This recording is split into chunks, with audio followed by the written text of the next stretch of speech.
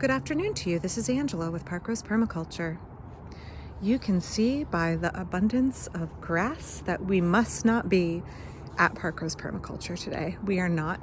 I'm actually at my father's house, which is in my same neighborhood, about for my walk, and I thought I would stop by and talk about a plant that is blooming here that is one of my favorites. My mother was an avid gardener. Most of my interest in gardening came from her and her father. But my mom was really into more formal, ornamental gardens. So this is sort of her little woodland garden that she started. And in this garden are 3 examples of the Hemamelis genus, which is the witch hazel. And I wanted to talk about them today. Now, witch hazel gets its name from the fact that it has these leaves, which in some ways resemble the edible hazel, but it is not related to the hazel from which we get nuts. The witch actually is not from the term we would think of as the person that's a witch. It is from the Old English word basically meaning flexible, pliable, bendable, okay? Witch hazel, there are Japanese varietals and there are American varietals. And witch hazel blooms late in the winter. So right now is the time of year that you have a full display of this spectacular plant. And it blooms when there are no leaves on the plant. And so you just have this stunning show of petals. Now, witch hazel comes in yellow. It comes in coral, pinky, peachy, orangey, deep red, almost maroon colors, depending on the variety that you have. Some of the witch hazels bloom in the fall, but most bloom in the late winter.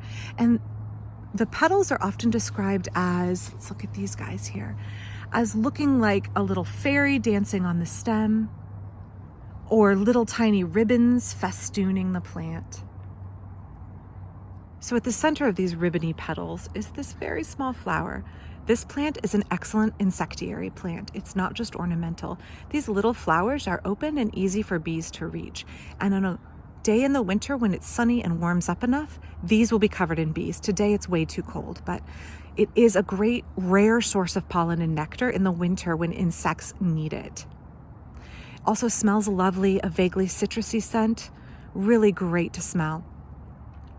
So let's talk about how you grow witch hazel and some of the issues with it. So let's start with some issues. I'm going to move over here and we're going to look at another witch hazel, which is this one right here. So one of the main problems is that some varieties don't drop their leaves very well in the late autumn. Now, I didn't get around to it this past autumn, but what you want to come and do before the flowers set is just pull all these leaves off, and they come off fairly easily. Again, you can see how it gets the name witch hazel. These are a little bit reminiscent of hazel leaf shape. Too late to do it on this one, but we can still see the stunning flowers on this plant. Really, really nice.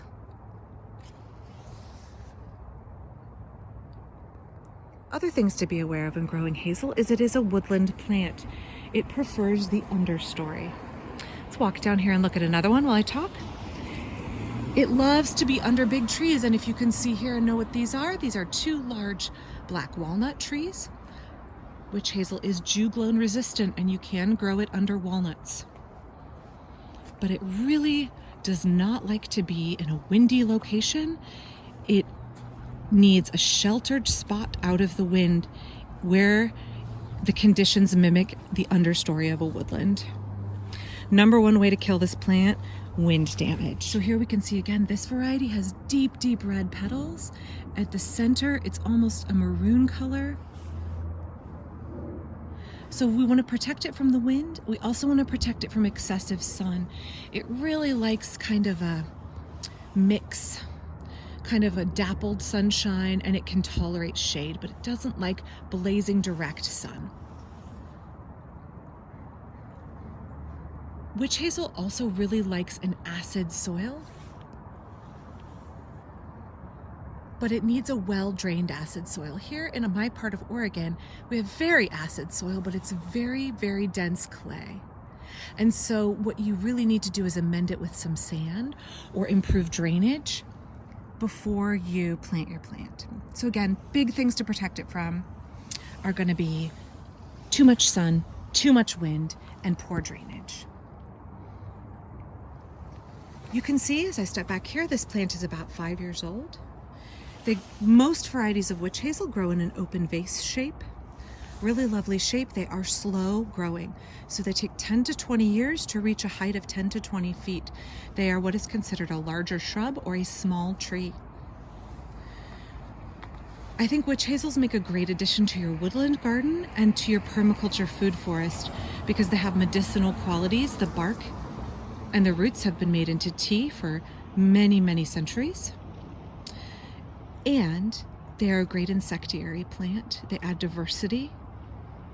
If you get Hemimelis virginiana, you have a North American native.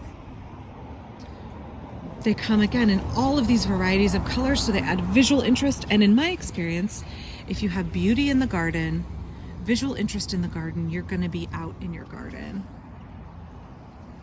There we go. Having a little trouble focusing. So I hope that gives you a good look at some of the varieties of witch hazel in abundant bloom now. They work really well for cut decorations in your home in the late winter and bring that lovely light fragrance into the home. And also they just get you out in the garden so you can enjoy the blooms as they stand on the tree.